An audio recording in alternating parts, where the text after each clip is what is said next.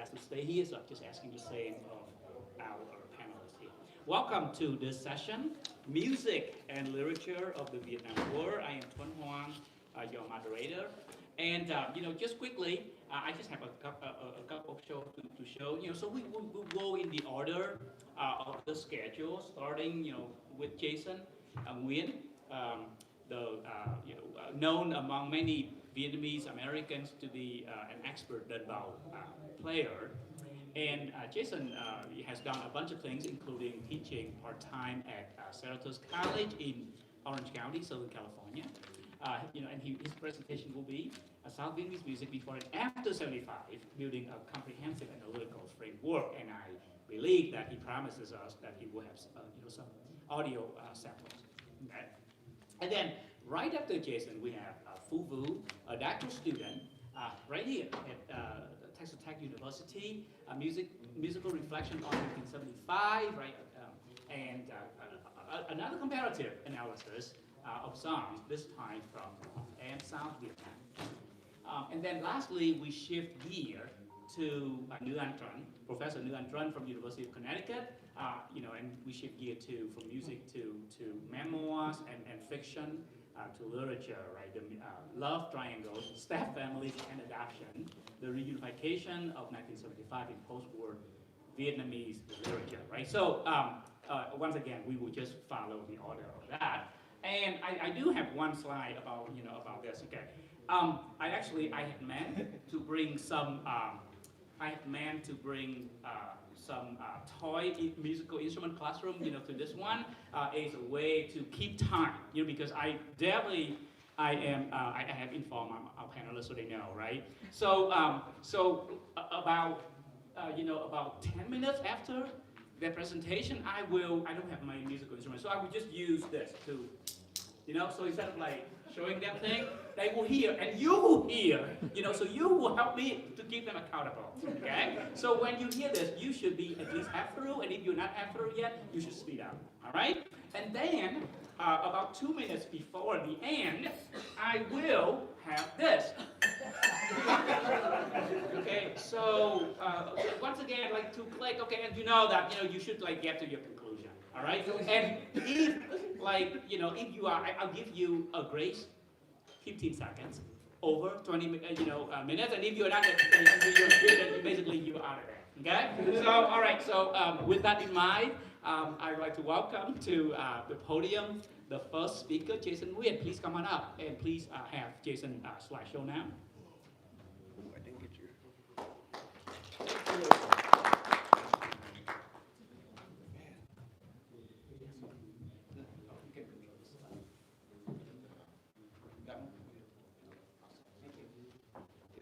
Amazing thing about Tuan is he's like both Nguyen and high hook at the same time, right? He's like strict, but like hilarious all at once. I'm just setting up my own stopwatch so he doesn't, whoop me over here. So thank you for having me. I'm talking about South Vietnamese music before and after 1975. The very fact of the geopolitical rupture that was the Vietnam War, including one, the policies of Vietnam to explicitly restrict cultural artifacts with links to the South Vietnamese Republic, and two, the pressures on overseas diasporic Vietnamese to adapt to the new conditions of being racial and cultural minorities, has tended to put a translucent screen on the year 1975. The matter of fact quality to the two categories of pre-1975 South Vietnamese music and post-1975 diasporic music encourages us to think of their relationship as teleological and exclusive, or that the latter is the natural heir to the former. But it has been 50 years now. Dominant music companies of the past, like Lang Van, Van Sun Productions, and Asia Entertainment, have folded or are on their last legs. Queen Out Productions, whose Paris by Night variety show has been the example par excellence of countless articles and theses and book chapters, is competing tooth and nail in a globalized entertainment marketplace where companies in Vietnam are ascendant and are taking cues from South Korea's pop industry. Where the diasporic music industries boom in the 1980s and 1990s legitimated refugees' claims to being the heirs to South Vietnamese music, post-economic reform Vietnam has made significant inroads in reclaiming this part of the cultural legacy. All this has occurred while demand for nostalgia grows in Vietnam and the diasporic second and third generation interest in Vietnamese music wanes. Today, Vietnamese cultural artifacts, ideas, people, and capital are flowing in multiple directions, and the genres of music associated with South Vietnam can no longer be claimed exclusively by the diaspora. The purpose of my talk today is to argue for a framework for historical and cultural analysis of Vietnamese popular culture in the past 50 years that accounts for key shifts in demographics, discourse, and socioeconomic power between Vietnamese people in Vietnam and the diaspora, beyond the cataclysmic changes of 1975. To demonstrate, I make the specific argument that South Vietnamese popular music and the genres associated with it, like nhạc vàng, nhạc trữ tình, nhạc kích động, cải lương, etc., have become sites for contestation over the legacy of South Vietnamese culture. South Vietnam ceased to exist, of course, in 1975, but despite the best efforts of North Vietnamese officials at the time, South Vietnamese popular genres outlived the nation that produced them. And people in Vietnam and the diaspora have negotiated competing claims to those genres over the ensuing 50 years.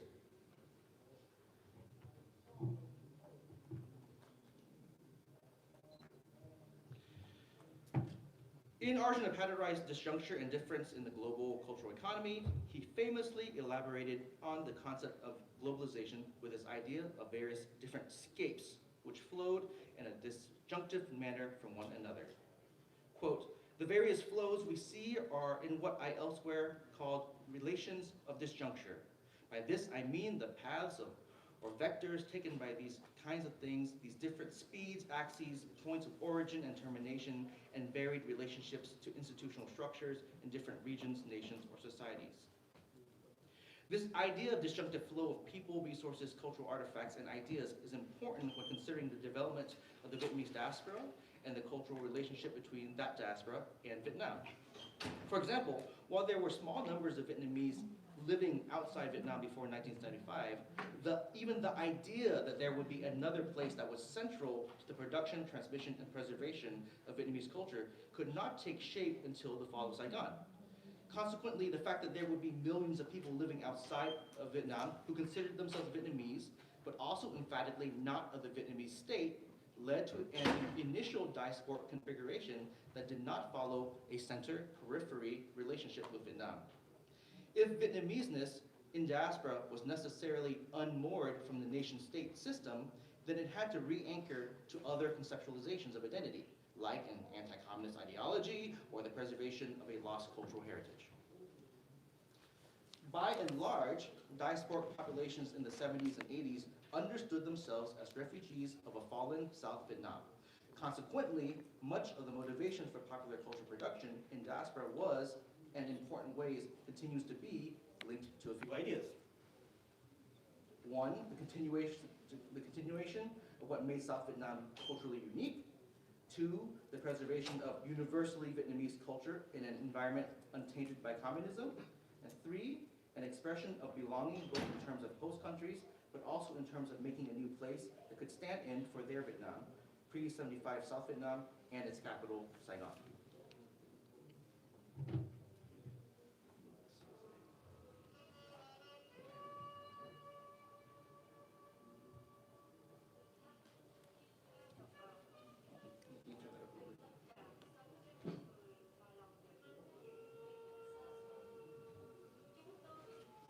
By 1982, Vietnamese refugee artists had begun to make music again, and naturally many had settled in France. In a Parisian studio, a group of musicians and singers recorded the album Chút Tình cho quê hương, A Bit of Love for the Homeland. It opened with the monologue you're hearing now. I'll say it in English. Scattered along with our beloved people, sharing the feeling of living in a foreign land while our hearts still turn towards our faraway motherland, We, Hoang, and the professionals at Nga Production have spent the time collecting the music of our homeland with the ambition of somehow preserving the love of the Vietnamese people, once free, for the people of today to maintain and nourish a culture with 4,000 years of history for the people of the future. While there were hundreds of thousands more Vietnamese people going to the United States, Paris was still the cultural capital of the Vietnamese diaspora. In fact, if you looked at Vietnamese pop music research at all, there's one program that is almost invariably invoked by every scholar, from Nhi Liu to Lan Dung to Carolyn Valverde, and that's Paris by Night. Paris by Night is a variety show reminiscent of the programs like The Ed Sullivan Show, which began in 1984 and is still filmed today. The original recordings were produced by Tuan Lai and his company, Nga Productions, in Paris and subsequently helmed by his daughter Marie. But Paris by Night was not filmed in Paris for long. Because while France had been the center of the diasporic Vietnamese cultural production since before 1975 and well through the 1980s, Paris by Night 24, the 10th anniversary special, was filmed in 1993 in Orange County at the Cerritos Center for the Performing Arts, about 10 minutes from where I teach. The Vietnamese music industry in Southern California boomed in the late 1980s into the 1990s, along with the Vietnamese population itself. Asia Entertainment and Van Sun Productions were formed. Lan Van opened offices there. Soon enough, Thuy Nga and Paris by Night moved there as well.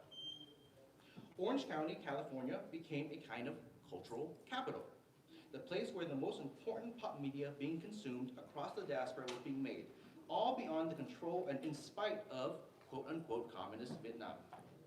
Stuart Cunningham perhaps best captured the status of Vietnamese diasporic popular media in the 90s and 2000s, calling it a public spherical. Together, the dispersed geography and the demography of a small series of communities framed the conditions for, quote, global narrowcasting, that is, ethnically specific cultural production for widely dispersed population fragments centripetally organized around their disavowed state of origin. This makes the media and the media use of the Vietnamese diaspora fundamentally different from those of the Indian or Chinese diasporas. The last revolve around massive cinema and television production centers in the home countries that enjoy international cachet. By contrast, the fact that the media uses of the Vietnamese diaspora are globally oriented and commercially marginal ensures that they flourish outside the purview of state and major commercial vectors of subvention and trade. And with an Indian wife, I know that no matter where you are, Bollywood follows you, right? There's not a part of the Indian diaspora that doesn't like Bollywood.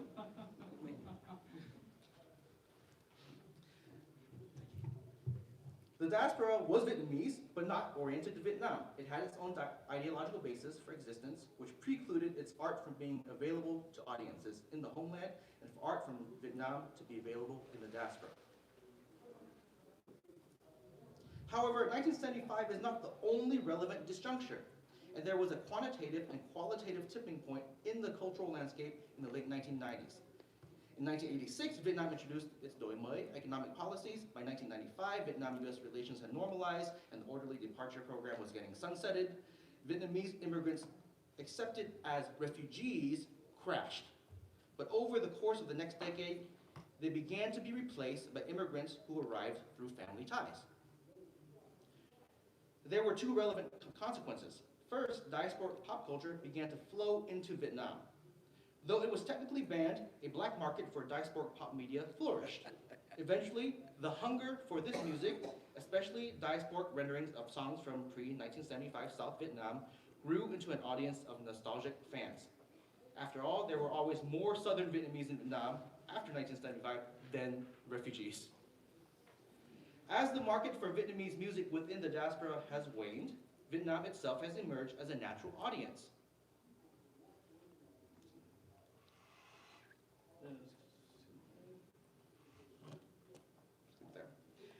Elvis Phuong, for example, a famous singer who left Vietnam as a refugee on the Trung Xuan, the same ship my dad and grandparents did in 1975, was among the first artists to return to Vietnam in 1998. And he was pilloried as a communist sympathizer at the time. In fact, over the next decade, nearly every other singer followed suit, if not to reside, then to perform. Artists in Vietnam like Dam Vinh Hung also filled the void, building a space for the gradual unbanning of large chunks of the repertoire, though any songs explicitly mentioning the war naturally remained a no-no. In this clip from the mid-2000s tour of Dam Vinh Hung, he performs a song by Nguyen, best known for their pre-75 songs from the perspective of South Vietnamese soldiers, Nhạc Lính. He convinced officials to lift the ban on songs like Qua Cơn Mê, After the Nightmare, which never refers directly to the Vietnam War, only using the euphemism of the nightmare or the delirium. In this stage performance, pay attention to the set, which is decked out as a politically sanitized version of pre-75 Saigon. Can you skip forward to 340-ish? Sorry, this one. Can you,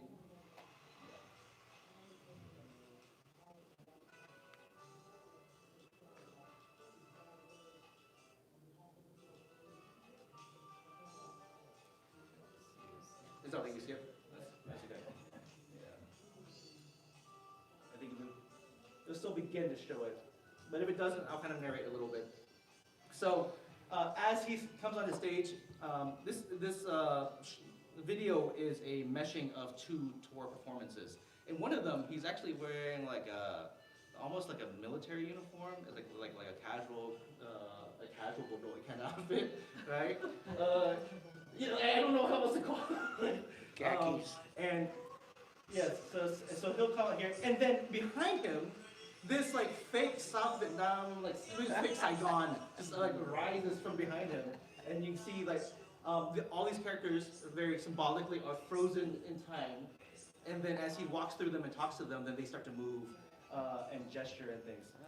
But clearly doing everything he can to signify, pre-75 Saigon without actually being able to say it. That's what he's doing. A second consequence was that people from Vietnam were settling in the United States and elsewhere who did not think of themselves as refugees or as the children of refugees. They were ambivalent about Vietnamese diasporic politics, and the concerns were primarily familial or economic. Indeed, the increasing arrival of politically ambivalent, cosmopolitan Vietnamese migrants across the diaspora is a bellwether for an inevitable moment where the cultural influence of Vietnam on the Vietnamese diaspora will grow beyond the influence that the diaspora has had on Vietnam. That will be a difficult reckoning for diasporic Vietnamese who have had spent 50 years building and preserving a Vietnamese culture beyond the reach of the Vietnamese state.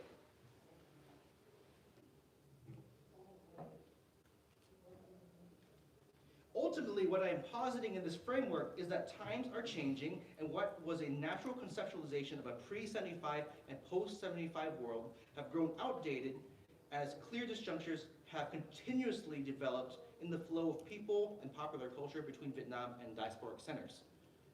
Yes, in the aftermath of the war, there was a tangible wall between Vietnam and the diaspora. The Vietnamese government literally destroyed South Vietnamese musical artifacts and banned a vast swath of South Vietnamese pop songs. Any continuation of that culture that was happening in Vietnam went underground. Where did it flourish? In the diaspora. Diasporic Vietnamese pop artists in France and in the United States kept alive genres like Nhạc Vàng, Nhạc Trữ Tình, Nhạc Lính, etc. when Vietnam could not. Today, the diaspora simply does not have the passion for this music the way it had in 1995. But Vietnam does.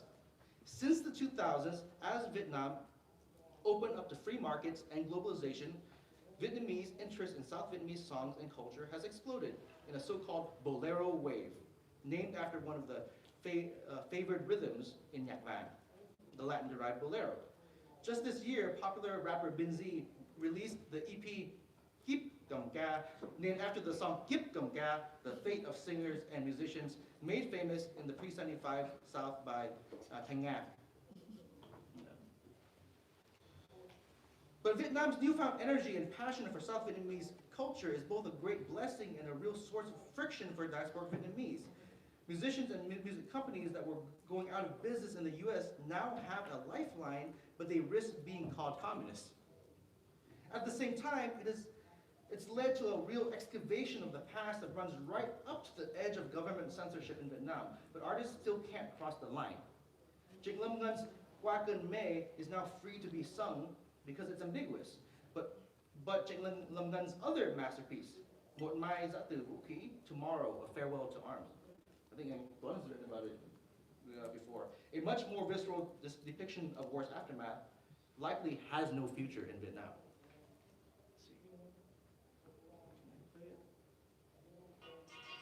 Yes. Get one.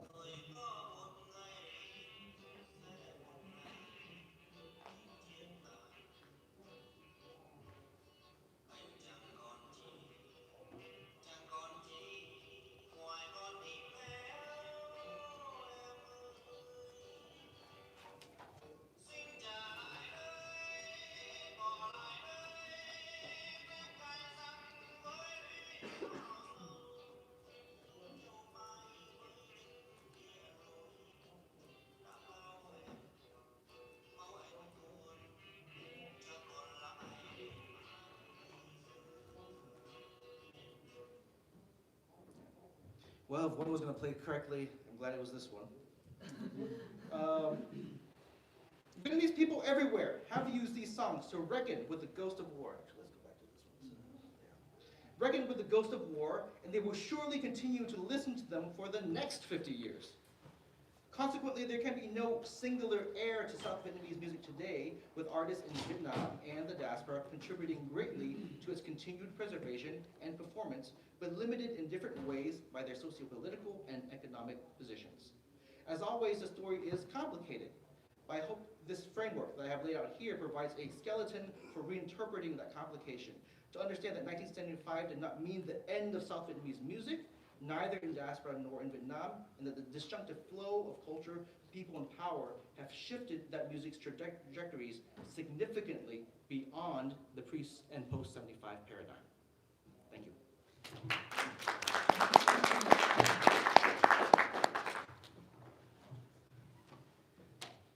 Terrific, thank you, Jason. Yes, yeah, thank you. You are a model presenter because we still have 60 seconds left, so that's wonderful. All right, so moving right along, next we have Phu Vu. Please come on up.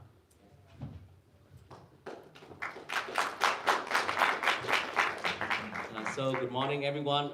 My name is Phu Vu, and I'm currently the Ph.D. candidate at Texas Tech University right here in Lubbock, Texas. A little bit about my background. I'm not historian. I'm not a Ph.D. in history. I'm in the music education department at Texas Tech. So all my research is related to how to teach students better, how to improve the music program in public school, in the private school, in the university setting. But today, this is my honor to be here to present a topic I never did before. Something related to my home country. Basically, I'm the friend of Professor Claver.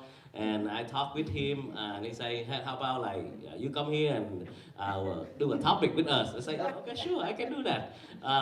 And because in my field, music education, everything needs to be, the way we present is very different because you teach music for children, you teach music for middle school, high school. The way you talk is a little bit like engagement, and the way you teach is to be a little bit different. When we do the presentation, we don't read. We don't read at all. We just conversation, and we include music, we include the rhythm, we include the activity, and everything like that. So you can expect something like that in the session today in 20 minutes. So I'm not gonna read anything. Okay, so the topic today I never did before, but I would like to have analysis of the song from North and South Vietnam. A little bit about my background. I'm from Saigon, Vietnam. And my family, my dad went to the military in Vietnam, South Vietnam. My uncle, my grandpa, and I have all my family have a traditional military, and they all went to the military in South Vietnam. But I lived in 22 years in Vietnam. That means I'm 28 years old this year. So basically, I moved to the U.S. around 6 years ago. So basically, I grew up with Communist Party, and I went to the public school in Vietnam. So today, with the traditional family went to the military from South Vietnam, and myself went to public school in Vietnam, I would like to do the topic to analysis, to compare the music between the North and the South Vietnam at that time. Because basically, when I went to school, all the music I learned from the music curriculum is red music. They call red music, so they call like communist music, the music from the north. And then when I back home, so my family, my dad and my mom, everybody sing yellow music, sing sound music. So basically, I love for myself, I love like sound music, Vietnamese more. But today I'm gonna analyze this, and you're gonna see everything more clearly in this topic. So let's talk a little bit about the background. Everybody here, I know you guys know very well about the history. So the Vietnam Wars end in 1975, and the music from North and South Vietnam reflected different political and cultural perspective. So today I'm gonna tell you some of the famous composers, some of my favorite composers from both the North side and the South side, and I'm gonna analyze for you the song structure, the melody, the harmony, the rhythm, the instrument, and the lyric. It's a little bit like, in deep in music a little bit. Okay, so let's talk about North Vietnam music first. North Vietnam was communist and supported by the Soviet Union and China. And the South Vietnam were anti-communist and supported by the United States. Basically, the music in North Vietnam was used to encourage unity and support for the government. But the music in the South Vietnam also, somehow encourage unity and support for the government, but also focus on more personal, reflecting feeling of love, loss, and the impact of the world. So let's talk a little bit about the music in the North. So about the lyrics, they focus on patriotism, unity, and celebrating the leader like Ho Chi Minh, Vo Nguyen Giáp. And for the form, like the music we label the letter in the form A B A B C A B A C. So the form of the North Vietnamese music is very simple, very easy to remember with repeat section to allow group singing. So at that time, the composer on the North, they try to write a song the simplest as they can. So everybody, even the people who have no background in music can sing. So they don't do something fancy. They don't write anything like fancy in the word. They don't write anything fancy in the melody.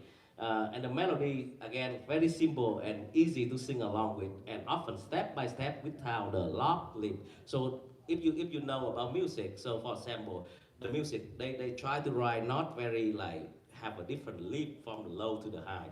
Dun, dun, dun, dun, dun, dun, dun, dun, something like that. Very close, so everybody can sing, even without background in music.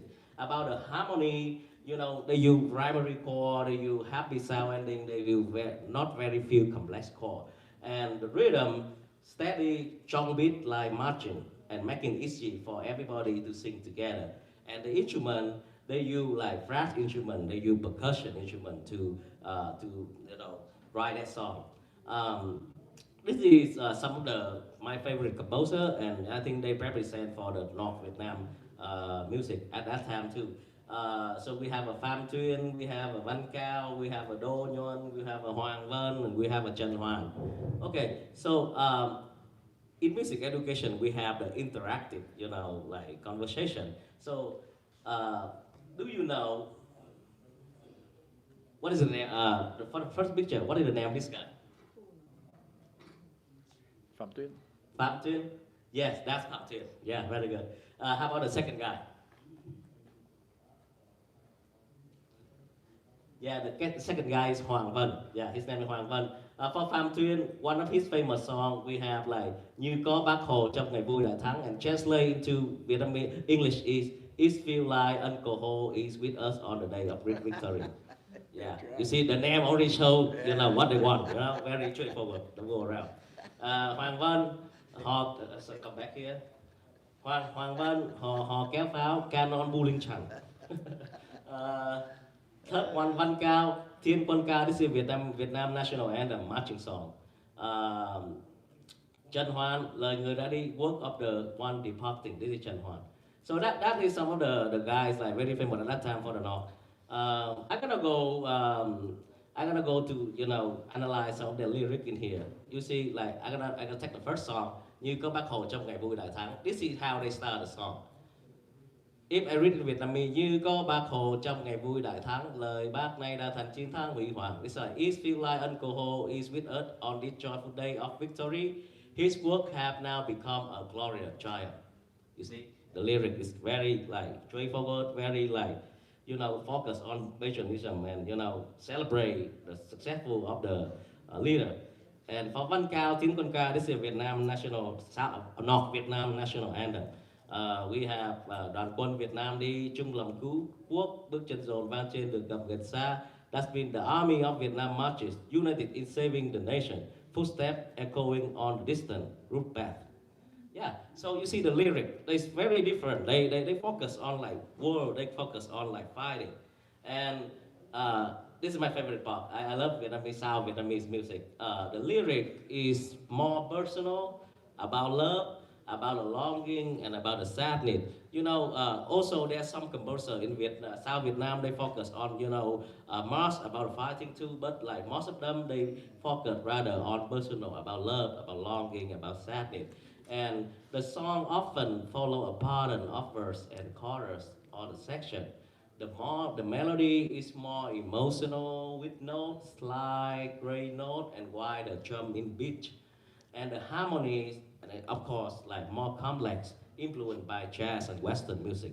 A lot of like South Vietnam composer went, overseas, went to French to, study abroad and learn about music, and their music is amazing.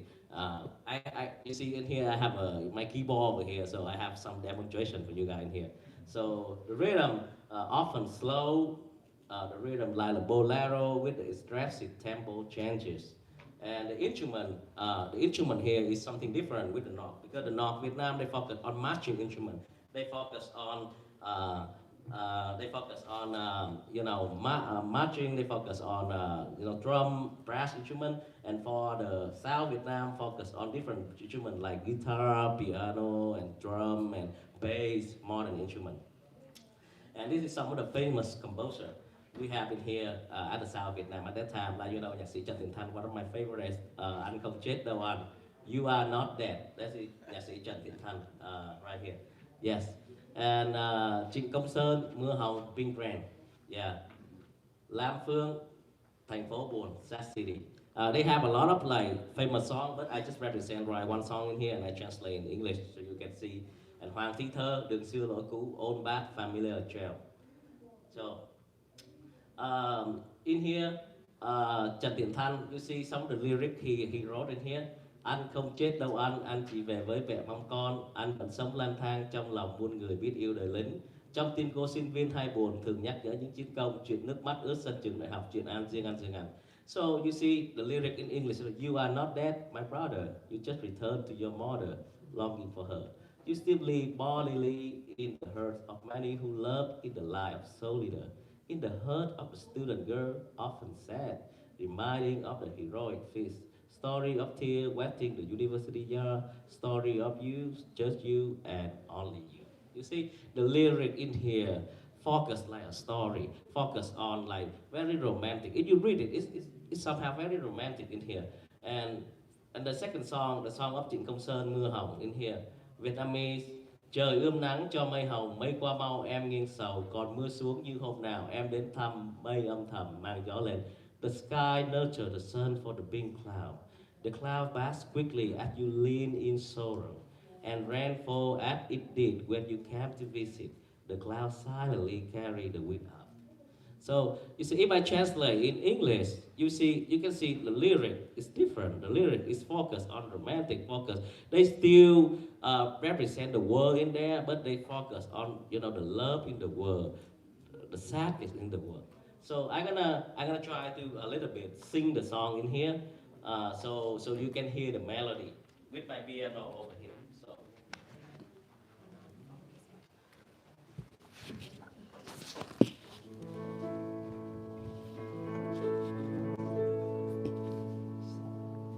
Anh không chết đâu anh chỉ về với mẹ mong con. Anh vẫn sống lang thang trong lòng muôn người biết thương đời lính. Trong tim cô sinh viên hay buồn, thường nhắc nhớ những chiến công, truyền nước mắt sân trường đại học, truyền anh riêng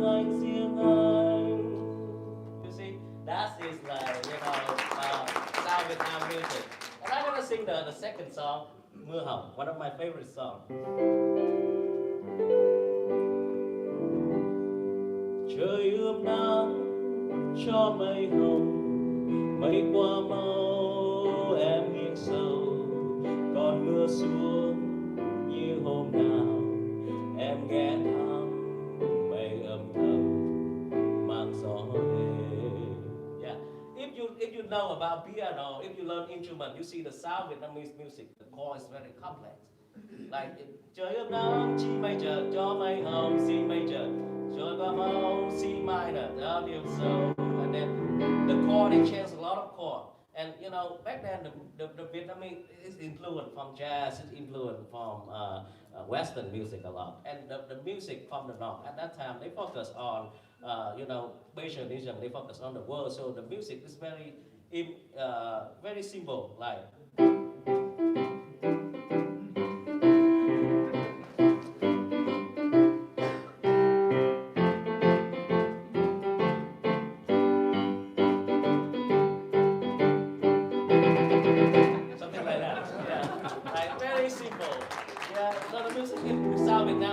Difficult because it's fluent from jazz and everything like that. So let me come back from here. Yeah. He's having too much fun. Yeah. I told you the music education people, we have to engage students in the classroom. So if like just talking, the students not gonna listen. So we have to do something fun so everybody engaged in the conversation.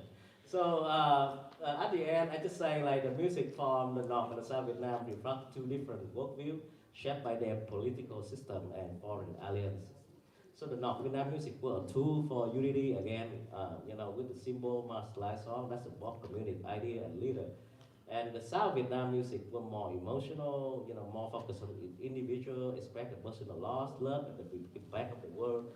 And overall, you know, what we learn in here, you know, you can see, you know, how society different at that time, right? So the music's become a reflection of people's hope, struggle, and identity during a time of national crisis. Right now, so before, how many minutes we have? Yeah, about 3 minutes. 3 minutes. Okay, so now I just come there and I try to play two songs, one song from the North and one song from the South. I don't tell you the name, but can you tell me that's it, the North Vietnam or South Vietnam song? Can you do that? So if the music from the North, you say red. If the music from the South, you say yellow. Okay, so let's start with the first song. Okay.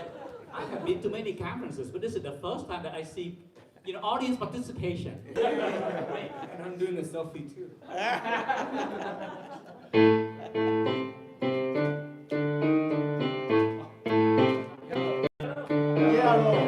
Right, jazz, right. So this is the song Canphobian, right? Right. Yeah, yellow, yeah, right. So, and then, so.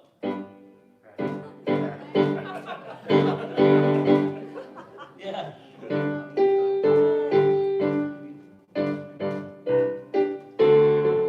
Red, right?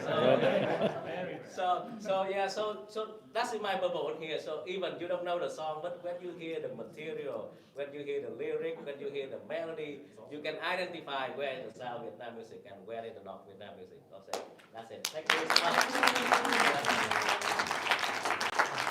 Thank you, Phu, for that entertaining presentation. You know, Nguyen was saying to me that, you know, how can I tap down? So I told her she got to do a dance. Nguyen, please come on up. Come on, Nguyen. I did ballet as a kid, but those days are long gone. There you go, it's okay. So my presentation, which, and I'm unlike Phu, I'm a state historian, so I would just read you my presentation. My presentation is about the portrayal of the family in post-war Vietnamese literature, and I'm especially interested in non-traditional families, meaning step families and adoptive families. My interest in this topic, and I should say I'm a historian, not a literary scholar, my interest in this topic comes from my work co-editing a special issue of the Journal of Vietnamese Studies with my co-editor, Jin Lu. This special issue that is coming out at the end of this month for the 50th anniversary. It is entitled Rupture and Reunion, and it consists of 13 original translations of Vietnamese poems, songs, fiction, and personal accounts about the end of the war and its aftermath. And we compiled this in particular with teachers, professors, and minds of these folks to use in the classroom. And one of the motifs that appears frequently in the collection, and definitely in the texts that we reviewed to select the texts, is the motif of the family. And for me especially, I was intrigued by the motif of the non-traditional family. So this presentation is a preliminary analysis of non-traditional families in 2 texts that appear in the special issue, and then plus 1 text that does not appear in the special issue. So the first text I want to talk about is Hoa Phu Đừng Đỏ Nữa, Flamboyant Flowers Bloom No More by Nha Ca. This is a novel that was originally published in California in 1989. Our wonderful translator who translated this very difficult text is Nguyen at Yale. The second text I'm going to talk about is the short story Ba Người Trên Sân Ga, 3 on a Station Platform by Hu Fung. This short story was published in Hanoi in 1991. Our wonderful translator was Ram Gao, who is based out of California. And then the third text I'm going to talk about is Go Hong Dang, Dark Skin Miss Hong, or Black Skin Miss Hong by Pham Nhật Nam. This was published in California in 2013. So before I go on, I want to go over just the terms I'm going to be using. I know everyone knows these terms, but I always start this to make sure we're all on the same page. So I'm going to be using the acronym DRV for the Communist Democratic Republic of Vietnam, or North Vietnam, RVN for the Anti-Communist Republic of Vietnam, or South Vietnam, and NLF for the Communist-led National Liberation Front, colloquially known as the Viet Cong. I'm also going to refer to 2 historical events. The partition of 1954, when Vietnam was divided, the 17th parallel, and then the reunification of the country after the war ended in 1975. And I'm going to use the term Southern Regroup B for Vietnamese in the southern half of Vietnam who went north in 1954 to join the DRV. So as the theme of the annual reveals, the partition of 1954 wasn't just a geographical division or a political division, it was also a cultural one. The partition divided Vietnamese literature into 2 distinct streams, one affiliated with the RVN and one affiliated with the DRV and NLF. These 2 streams remained separate even after the war ended in 1975. Within Vietnam, censorship ensured that only the communist stream of literature could be published, and this is especially true up through the early 90s. It started changing in the late 90s. And writers in Vietnam wrote for a domestic reading public that was accustomed to communist political orthodoxy and communist artistic guidelines. Meanwhile, many Vietnamese from the RVN fled the country as refugees and resettled overseas. And Vietnamese refugee writers wrote for a diasporic reading audience that was a diasporic reading public that was accustomed to the political and literary sensibilities of the fallen RVN.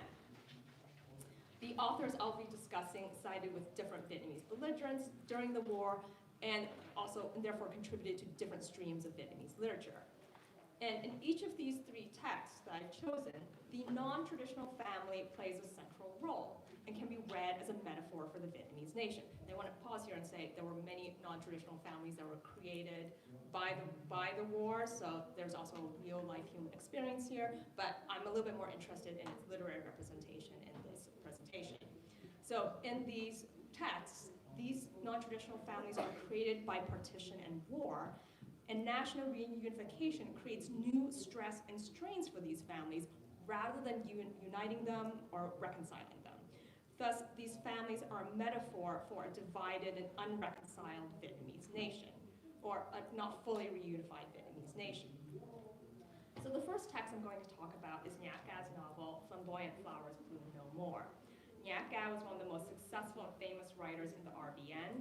She was especially known for her fiction and poetry. She was also known for a very famous account of the Tet Offensive, the Hue Massacre in Hue in 1968, which is her nonfiction. After the war, the post-war government branded Nha Ca and her husband, also a famous writer, as dangerous intellectuals. The government imprisoned Nha Ca for 14 months and her husband for 12 years in re-education camp. Nha Ca was able to leave Vietnam in 1985 for Sweden, and and her family joined her a few years later, and then they eventually resettled in the United States in 1992. Nyak A's politics favored the RBN and are moderately anti-communist. In 1989, while still living in Sweden, Nyak A published the novel Flamboyant Flowers Bloom No More. The novel is set in 1979, a couple of years after unification, when Vietnam was on the brink of war with Cambodia. And I would describe this as a young adult novel. It is about a group of friends in Saigon, all teenage girls, as they navigate schoolyard gossip, crushes, and political upheavals at school and upheavals at home. One of the main characters in the novel is a girl named Phuong Hoang. Her family is originally from the Mekong Delta, but her father was a Southern regroupee who left in 1954 and spent the entirety of the war in the DRV. So the partition divided Phuong Hoang's family. During the war, so during her father's absence, her mother took Phuong Hoang and her older brother to Saigon, and the siblings grew up in the RBN. So there's an RBN as sort of a regroupee or DRV side of this family. But Phuong Hoang was actually too young to have been conceived before her father actually left. So her friends gossip behind her back about who her father really is. After reunification in 1975, her father returns, but it is a bitter family reunion. Her parents constantly fight, and the father doesn't get along with his estranged children who grew up in the RBN. Then the father goes north and brings back his son born to a North Vietnamese mother. Phuong Hoang, her brother, and her mother dislike her new stepbrother, and the little boy hates them in return. So this is a very emotionally divided stepfamily, both emotionally and politically. And it's a major source of stress for Phuong Hoang throughout the novel. Now what's interesting is that the novel consistently links the discord within the stepfamily to political antagonism between Vietnamese communists and anti-communists. For example, when the mother and father fight, Phuong Hoang's older brother laughs and says, "Pa, Mom, in my body, the paternal half is communist and the maternal half is Republican. Pa and Mom, you don't have to fight each other. Just look at me and that's enough." You know, typical teenager stuff. But what's interesting is the brother interprets marital disputes as a reflection of political differences rather than the result of personal disagreements or just long years of separation. And underscoring the differences between the parents is that the children use bo for the father, the northern term for father, and ma for the mother, the southern term for mother. And then over the course of the novel, the family ultimately splits along political lines. Towards the end of the novel, Phuong Hoang's mother reveals that the regroupee father is not Phuong Hoang's biological father. In fact, Phuong Hoang's mother had an affair, and Phuong Hoang's biological father is a political prisoner in re-education camp. So what that means is that Phuong Hoang's biological father actually supported the RBN. Phuong Hoang's mother takes her to meet her biological father in prison, and then mother and daughter flee Vietnam at the end of the novel. Another thing that happens over the course of the novel is that it's revealed that the stepfather, the regroupee stepfather, has designs of the family property, which originally belonged to the mother and her RBN children. And at one point, Phuong Hoang's older brother even accuses the father, the stepfather, the actual father of the brother, of trying to steal the house for the rest of the family. And at the end of the novel, Phuong Hoang's older brother leaves to fight in Cambodia in the Third Indochina War. Thus, the novel ends with the departure of all of the RBN family members, and it's the regroupee father and the DRV stepbrother that remain behind, presumably to inherit the house. So, Nyak A uses Phuong Hoang's family as a metaphor for the fracturing of the Vietnamese nation and the impossibility of reconciliation after 1975. In the novel, the divisions created by the partition of 1954 persist even after the family is reunited at the end of the war. Both of the original spouses are unfaithful, and neither parents make any attempt to reconcile with the other or bond with children from the other side. And the children cannot overcome the divisions created by their parents. Significantly, Nyak A blames the communists for the failure of national reunion. Phuong Hoang's regroupee stepfather is depicted as mean and greedy and authoritarian. Her stepbrother is depicted as rude, disobedient, and violent. In contrast, Phuong Hoang and her blood relations are portrayed as loving family members, imperfect but loving. Moreover, the RVN side of the family are the original owners of the house, but they leave because they cannot live under the tyranny of the regroupee father. So the implication in the novel is that 1975 was a moment of national rupture when the communists stole the country's wealth from the more legitimate RVN and oppressed RVN Vietnamese. And then that forced these RVN Vietnamese to flee their homeland. The second text I'm going to discuss is the short story, Three on a Station Platform by Ho Phuong. Ho Phuong was a northerner who grew up in the DRV during the Vietnam War. He never actually served in the military, though. His writing career took off in the 1980s after the war ended. His politics favored the DRV and were clearly communist. And unlike Nha Ca, he was never imprisoned for his writing, and he never became a refugee. Three on a Station Platform focuses on an elderly couple, Mr. and Mrs. Gunn. The two are from a village in central Vietnam near Hue, and they both joined the communist-led struggle for independence in the 1940s and 50s, and they married shortly before the partition of 1954. Then, with the partition, Mr. Gunn regroups to the north, while Mrs. Gunn remains in the south. In the north, Mr. Gunn serves in the Navy, and he eventually marries and starts a family with a younger northern woman who is in the local militia. Meanwhile, in the south, Mrs. Gunn faces persecution from the RVN, and she joins the NLF and becomes an activist. She remains loyal to her absent husband throughout the war. When the war ends and the country is reunified in 1975, Mr. Gunn visits his home village and is shocked that his first wife is there waiting for him.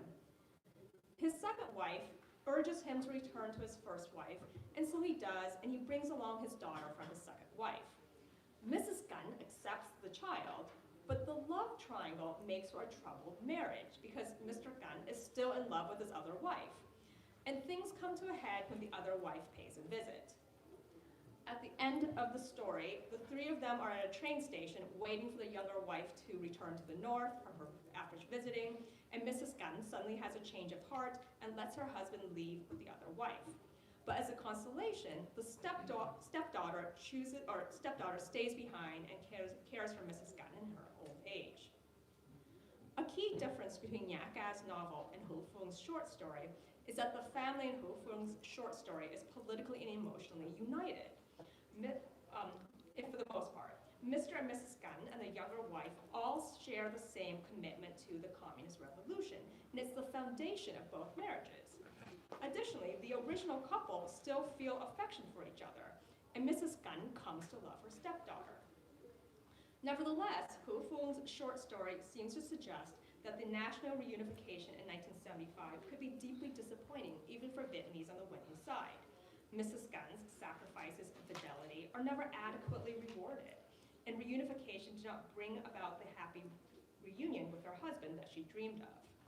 Three on a Station Platform was published in the early 1990s when Vietnam was undergoing market reforms known as economic renovation, or DOI. And at the time, there were novelists like Bao Ninh and Yung Tu Hoong who began challenging long-standing communist artistic guidelines, and they started depicting the war as this pointless struggle that resulted in disillusionment. Now, Three on a Station Platform is far tamer than some of the literature of economic renovation, but it does gently question political orthodoxy by depicting national reunion as troubled rather than joyful. I also want to point out the family as nation metaphor in this short story is very politically narrow. In Flamboyant Flowers Bloom No More, the family, and thus the nation, actually includes former enemies, whereas the love triangle and the step family in Three on a Station Platform only includes Vietnamese who are allies. For Ho Phuong, the nation included only the DRV, the NLF, and Southern regroupees, but not the RVN. The last text I'm going to talk about is a vignette by Phang Ngoc Nam entitled Dark-Skinned Miss Hoang. Phang Ngoc Nam was the most famous military writer in the RVN. He served in the RVN's airborne division, and he was especially known for his memoirs and war reportage. After the war ended, the post-war government banned his books and imprisoned him for 14 years, including 8 in solitary confinement. He came to the United States as a refugee in '93, and he resumed his writing career in exile. His politics is stridently anti-communist, and he supports the RVN. The vignette comes from a collection called Duyên Dọc Đường, or Stories Along the Road. This is a collection of vignettes and stories about the author's life and the lives of other Vietnamese that he meets or that he met in Vietnam and California. This particular vignette is a nested story. It starts with two old friends running into each other on a little Saigon bus. The first friend tells the other one about an old classmate of theirs, a woman named Hoang. So the story that gets told, Hoang's older brother and husband both fought for the RVN and served in the Army Rangers. When Hoang gave birth to her and her husband's first child, she happened to share a hospital room with another expectant mother. This other expectant mother gave birth to a mixed-race Black Amerasian baby, and then this other mother immediately left the hospital and abandoned the baby. Hoang feels so much love for this other baby that she convinces her husband that they should adopt the baby and raise him alongside their newborn son. And so they do. Hoang and her husband and her brother welcome both boys into their family and are very happy.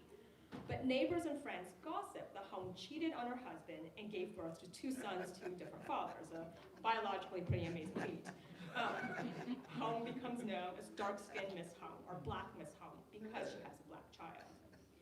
After the war, the communist government imprisons and eventually executes Hoang's husband and brother, and now all alone, Hoang struggles to care for both boys, especially as she is stigmatized as the mother of a Black Amerasian. She eventually marries a North Vietnamese man and migrates to the United States. But the new stepfather and the adopted son get into a physical fight, and the son is put on trial in the US, and now Hoang is terrified about her son's fate. Dark-skinned Miss Hoang is different from the first two texts in that it grapples with race as well as different Vietnamese belligerents. In the vignette, it's the war that creates the conditions for the birth of this mixed-race child and the formation of an adopted RVN family. Equally important is the compassion of the RVN parents, especially Hoang, that creates this family. But the defeat of the RVN in 1975 and the death of the RVN father and uncle shatters the family. Hoang's remarriage can be read as a metaphor for national reunification between an RVN wife and a DRV husband. But the DRV husband actually disrupts the family's harmony and causes conflict with the Amerasian son. Thus, the communist stepfather can never replace the dead RVN father and make the broken RVN family whole again. Moreover, the RVN family is welcoming enough to incorporate a mixed-race adoptee, but cannot easily assimilate a DRV step-parent. It's also interesting to note that this vignette revolves around the figure of the mother as a unifying figure. The kind and long-suffering Hoang is able to love across racial and political lines, and one gets the sense that perhaps Pham Nhật Nam thinks that the Vietnamese mother is the best hope for bringing about national reunion, even if other members of the national family cannot get along. And on that note, I want to share a short clip from an interview that my co-editor, Trinh Lu, and I did with Pham Nhật Nam, in which he talks about the suffering of all Vietnamese people and praises Vietnamese mothers as the truest patriots of the Vietnamese nation. It's interesting that he does not actually distinguish between like RVN versus DRV mothers. Now, I'm going to admit that this clip is a bit of a tangent, but I think it's really interesting to see how Pham Nhật Nam understands the connection between the Vietnamese mother and the Vietnamese nation, because that underscores his understanding of national reunion and national rupture. And now if you can play the video. It is embedded, so you should be able to play it. What?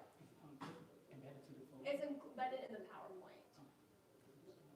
But if not, I also have the video on the flash drive.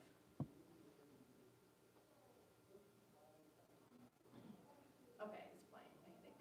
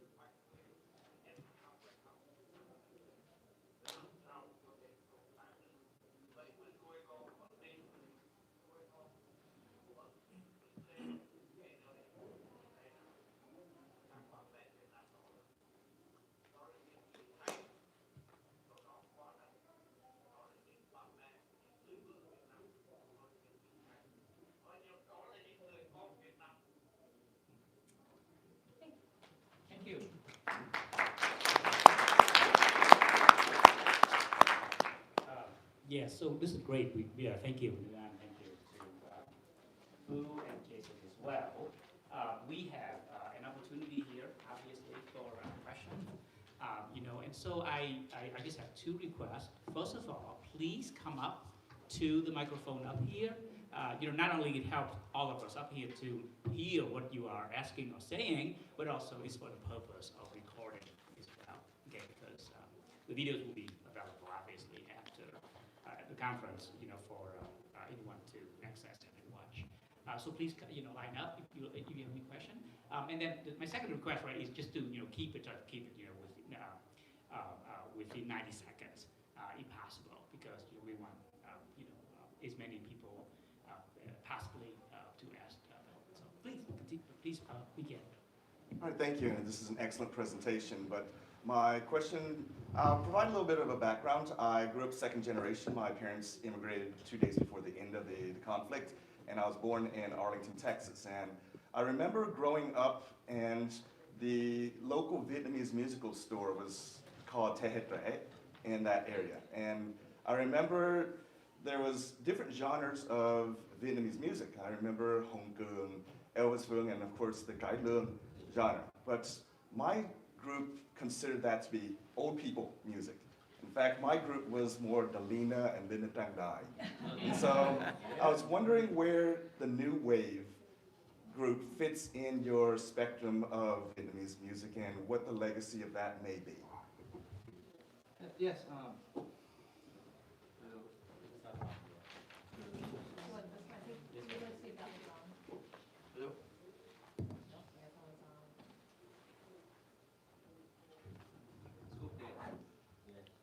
Oh, maybe the turn on and off. There we go. Okay. Cuối cùng cũng được. Yeah, I think that's a great question. Actually, a lot of my research is on kind of the kind of made in diaspora kind of music,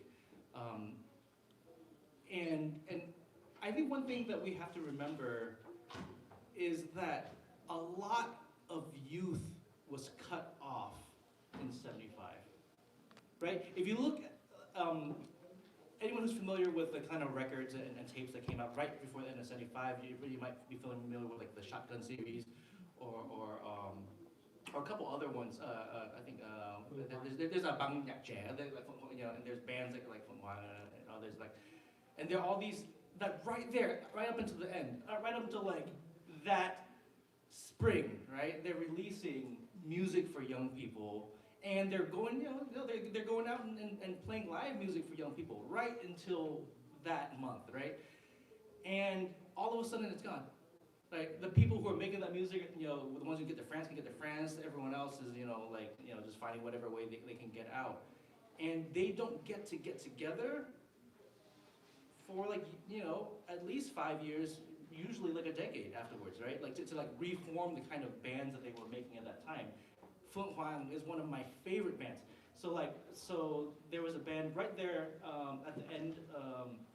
Elvis Vuong joined a band, Lê Hữu and some other artists who were the first Vietnamese rock band to write their own Vietnamese lyrics to rock music.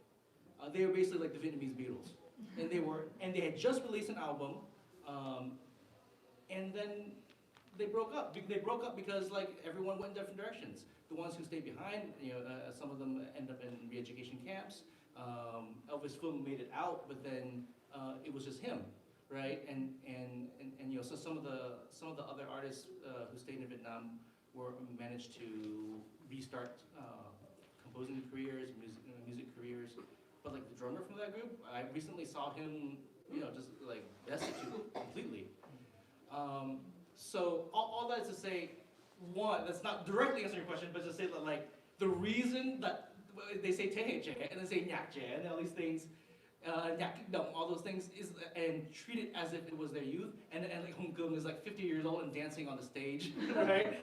Because they miss 15 years of youth, right? Just trying to get back to something that's normal. In the meantime, the kids that are born or raised in America do get left behind, right? And there are all these efforts to like make their music interesting in Paris by Night or in all these other shows, and it never quite makes it. Like Linda Zhang Dai, when she's covering like modern talking and new wave stuff, it's great. But the moment she tries to like write her own songs, like it tanks, like it flops, because there's not a formula that makes any sense between the Vietnamese diasporic culture industry and the young people trying to figure out how to make their own music, where the two can come together. So the diasporic culture industry kind of goes on one track, and Vietnamese young people are just making music on their own separate track, right? And there's some crossovers. On occasion, what's his name? I think Adam Ho is a young Vietnamese musician who ended up showing up on Paris by Night shows a couple of times. So like the people who try to do that, but it's always as like a representative of youth rather than actually an attempt for kind of youthful collaboration with older folks. And I think that's part of the, my argument is that in some ways diasporic culture industries have died, right? And I think that's the reason why, right? There's lots of young diasporic Vietnamese musicians, but they are not part of a unit together of music making, right? They're not in Little Saigon making music in the same studio with each other. Andrew? Yeah, thanks y'all for really engaging presentations. I wondered if you could reflect on the sort of differing trajectories of RVN music and literature in Vietnam after reunification. So Nhạc Vang is popular, is played all over the country. You're playing, brought back memories of my wife and I performing Mua Hum at my brother-in-law's wedding in Hanoi, right? Whereas RVN literature is banned. I've smuggled Van Vietnam novels into Vietnam to give to people. You can't get it there, right? So why do you all think there's that contrast? Thanks. That's a great question. Yeah, any thoughts? I'm gonna start. Okay. Sure. Okay. Can you hear me? Yes. Well, first of all, Andrew, thank you for the funding that helped make that special issue possible. Second of all, let me try to answer the question. I don't know because I'm not familiar with the cultural agencies and the censorship regime in Vietnam today, but my understanding is that every song that you want to play, you have to get that approved, perform. And then every book, every text you want to publish, you also have to get that approved. I don't know if those two approval processes are similar or different. If I had to give a general answer, I would say that there's a lot that a lot of the texts, I think, tend to be more, I would say the songs tend to be more evocative, texts tend to be more explanatory. When it's more explanatory, there's a lot less room for ambiguity, and therefore there's a lot less wiggle room for people who may actually want to republish those texts to say, oh look, this is politically unthreatening. Now that said, there are texts that have been published, and there are texts that are off limits. Just like there are songs that have been cleared by the censors and songs that are off limits. So Nhạc Ca, Phan Nhạc Nam, definitely off limits. But Nguyen, the Southern regionalist writer, didn't tend to write very much about the war, but wrote popular literature that I really like, that circulates in Vietnam. So it is, I do think there's a difference between text and music, but there's also a difference within both of those genres about the type of things that are allowed and the type of things that are not. So I can talk a little bit about music. So basically, like I presented before, so the music from the South Vietnam is very romantic. They focus on love and sadness. And today, like 20 years ago in the year 2000, yes, like for example, I remember when I was young, my family had the party, and my dad and my mom they sing yellow music, and 5 minutes later the cops show up at my home, and they ask like, why you sing this song, but 20 years later, now they accept it because, even the people in the north, even the people have a communist, like opinion, they still sing yellow music because they think that is like just like a romantic song. And they can sing in very like old like event, they can sing in, a party, they can sing in a birthday party, they can sing in a family union, and they treat it like like the love song, the romantic song, the song to think about the past. And basically, the government right now, the Vietnamese government right now, they accept it. They accept it more, and some of them they say like, okay, so we will accept you sing this song, but there are some sentences, there are some work in there. We need to change the lyric a little bit, and uh, and then after all, there are some yellow song now they even sing on the TV show in Vietnam. They sing in like national TV in Vietnam right now. But they change some of the lyric in there to fit with what is their opinion. But basically for everybody in Vietnam right now sing on YouTube, they can sing whatever. They just sing the original lyric, but they don't sing. But for professional musicians in Vietnam, yeah, they have to follow the guideline. They submit the song and they see the link. Okay, this sentence is not good. We're gonna change something into more appropriate with what we think. So that's my answer. So Thank you. Yes, I wish to have one short opinion and one question.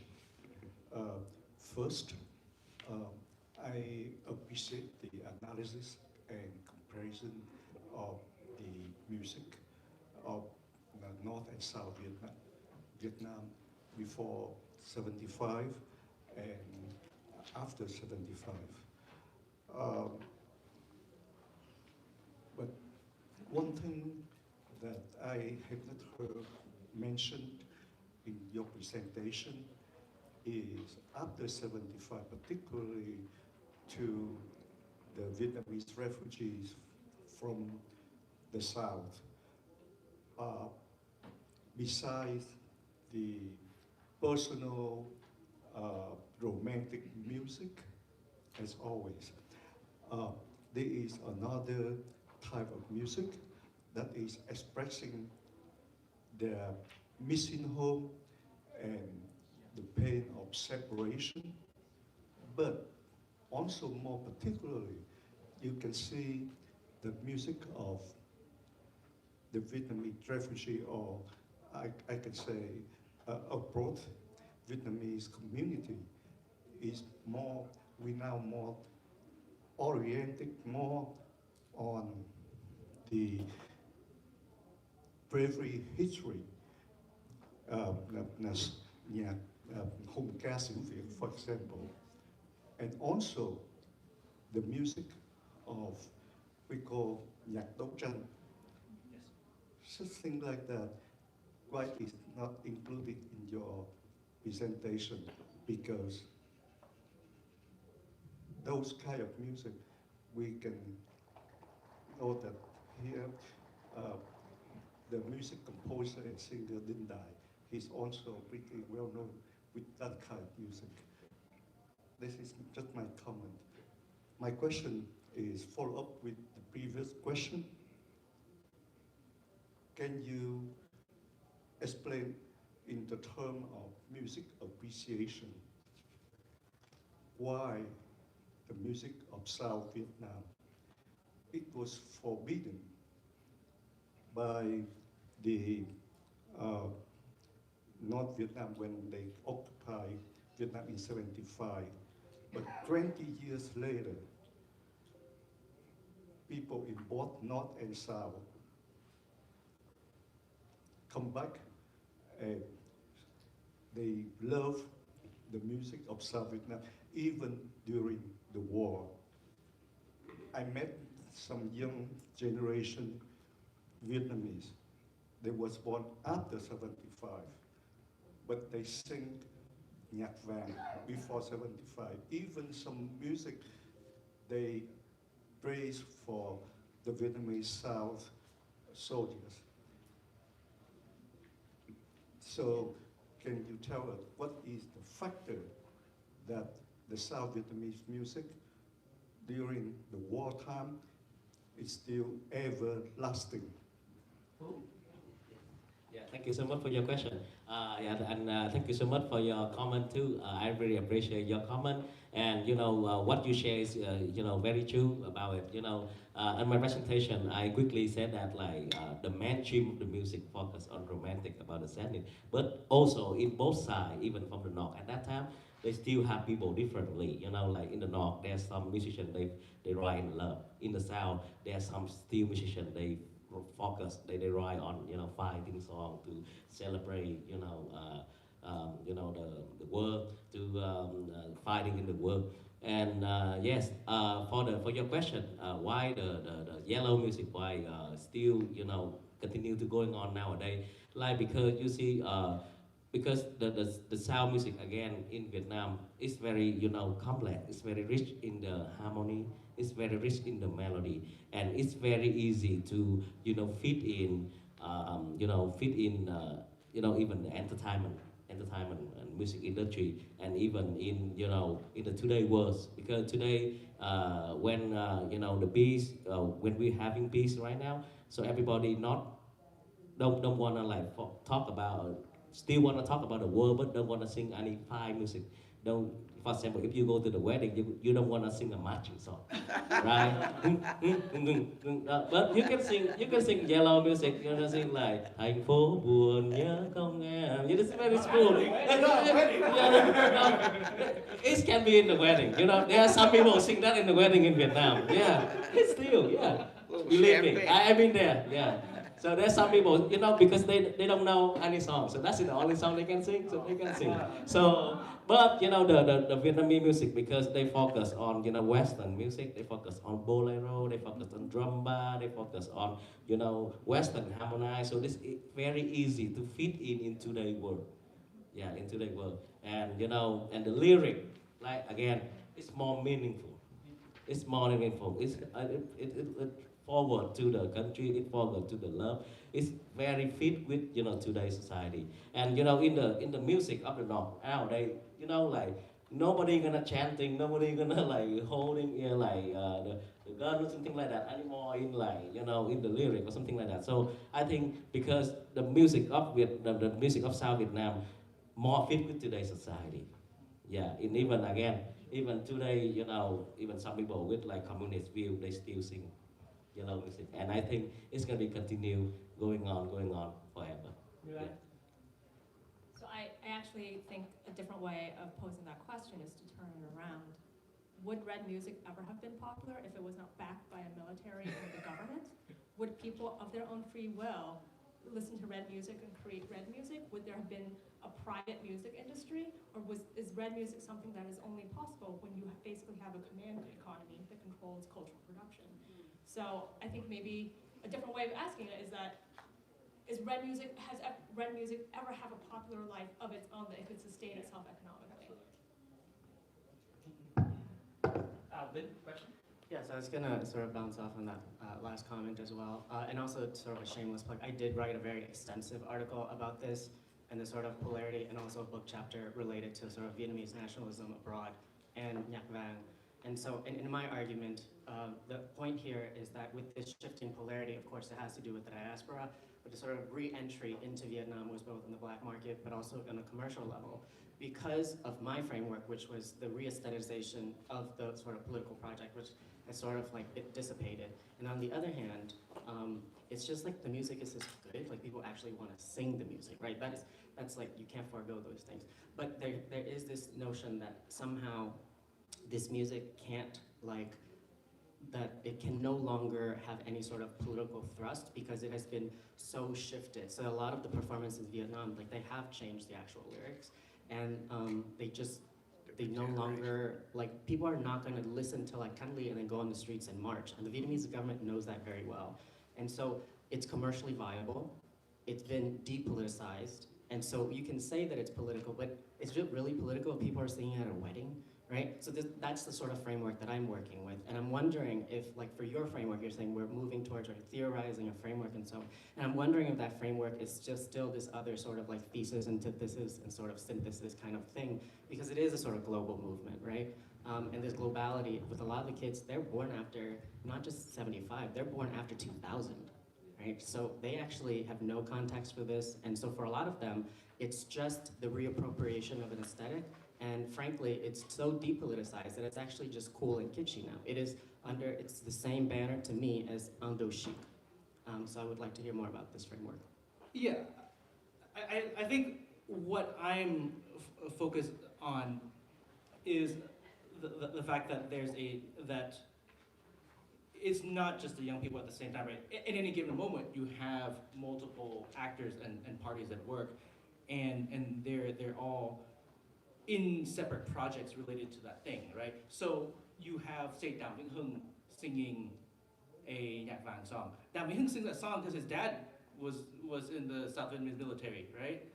And Đàm Vĩnh Hưng tries to get the album that came up ended up being called Qua Cơn Mê. He wanted to call it Thành Phố Buồn.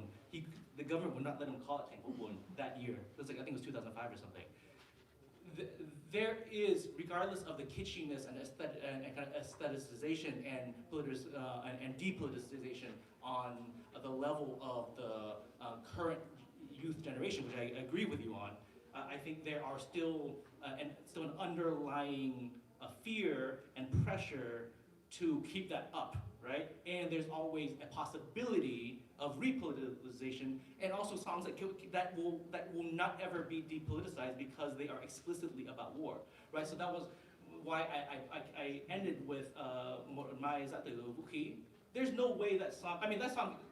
When I visited my family from North Vietnam, like, you know, they're all party members, and they played one of Asia's like most military-looking like DVDs while they were driving. It was crazy, but like.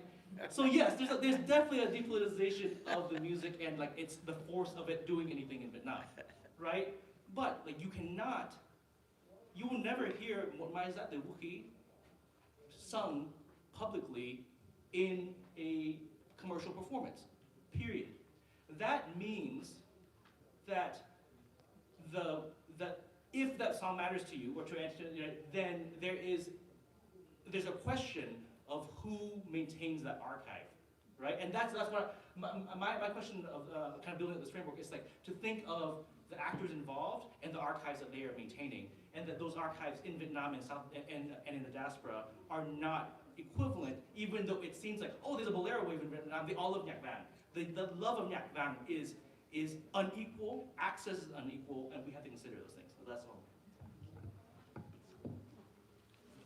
Yeah, thank you.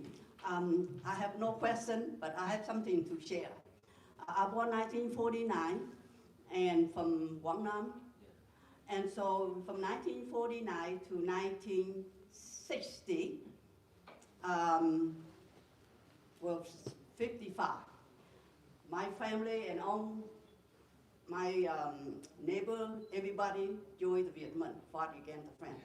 So on the song that I learned, memorized every word, those 5 years, everything Vietnam against the French. 1955 to 1960, South Vietnamese came, teach me all the song about the South Vietnamese against the North, against the Vietnamese, okay? So those two sides, that I survived. Because daytime I can sing one for the South Vietnamese, and the nighttime I can sing one for the BC, okay? So this kind of thing that educated me very well. I am different than every one of you here because I am not educated person. I am dữ trao and công dân trao. I'm a water bottle girl. But those songs is memorized by generation to generation. This is a poetry, it's a poem. The villager see a situation, they create the song in their mind, in their heart. And that is how they ruin. I'm the youngest daughter of the 6 children in a family. My brother, sister, and mom sent for me. That's how I memorize up to now. So now in 1960 to 1965, I sing both sides.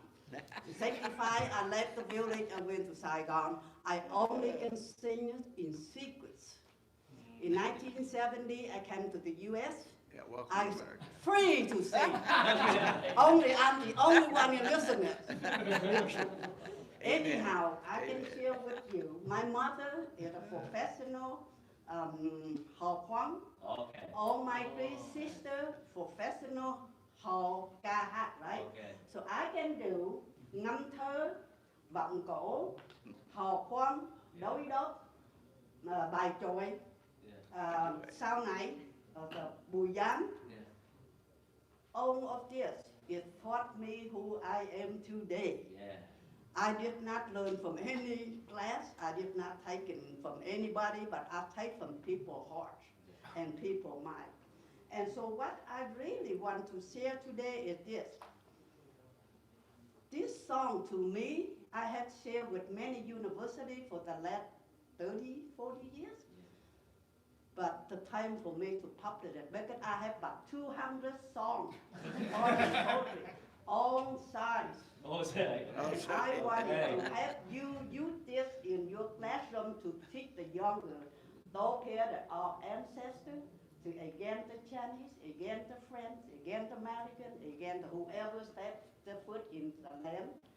We can have all the songs in here for you. So that is my point. Thank you. Yeah, you got it. We have exactly a time for one question, so maybe we, please Very go quick ahead. question. Yeah, go quick question, quick answer. So my daughter's a musician. She sings, and so yeah, she sings and she raps, and so she plays Vietnamese music all the time, and it's always rap. Or there's a Vietnamese song, and it's got some woman singing something, then a man comes in and he raps, right? And so when she first started rapping, I'm like, wait, where is that from? Because it's not Mix Miyagi is the only Vietnamese rapper I know in America. So I'm like, wait, what are you singing? What are you saying? Let's break this down. Because I know, so my question to you is for Vietnamese rap, which is primarily what I hear coming out of Vietnam, how much of that is state sanctioned? How much of that actually, can you use, do the young people use to critique the government? I know there's one song. But rap, typically in America at least, has a history of being used as a form of critique. So does it exist like that at all in Vietnam?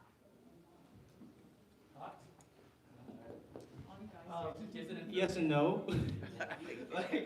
So certainly rap in Vietnam, and I would say to some extent rap in America today, has been it's kind of defanged in a lot of circles, right? In terms of its political critique and its critique of societal kind of inequality, right? In Vietnam, I mean, there are a handful of rappers who will say things that are a little bit saucy, right? A little bit spicy. But there's also, at the exact same time, one of the rappers who came out of the show Rap Viet, Phao, she's North Vietnamese. I thought she was a really dope rapper. I still think she's a very dope rapper. And recently, I saw her get up in army uniform, shaved her head, and and made herself up. This was in this very pro-nationalist kind of get up, and started doing a couple songs that were very kind of pro, government, right? I think that's the nature of being an artist in Vietnam, so that's not a surprise to me, and it doesn't hurt my feelings or anything. But as a matter of a rapper doing that, it does feel kind of distance from the history of rap as as an art of a kind of a marginalized group, right? Like a minute left, so I don't know. Go ahead. Do you want one more question? Yeah, we have like 60 seconds.